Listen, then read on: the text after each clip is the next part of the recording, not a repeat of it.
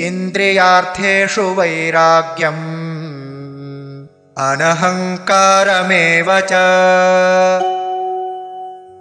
जन्म मृत्युजरा व्याधि दुःखदोषानुदर्शनम्। इंद्रिय अर्थेषु वैराग्यम् अनहङ्कारः एव च जन्म मृत्यु जरा व्याधि दुःख दोष अनुदर्शनम्।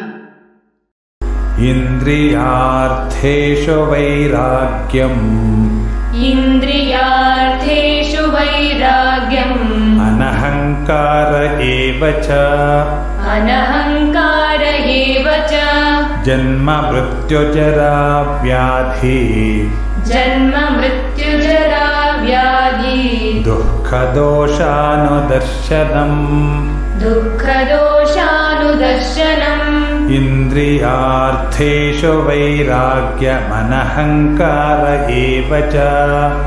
इन्द्रियार्थेषु वैराग्यमनहङ्कार एव च जन्म मृत्युजरा व्याधि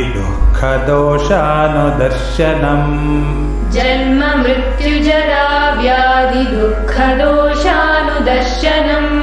इन्द्रियार्थेषु वैराग्यमनहङ्कार एव च जन्म मृत्युजरा व्याधि दुःखदोषानुदर्शनम्।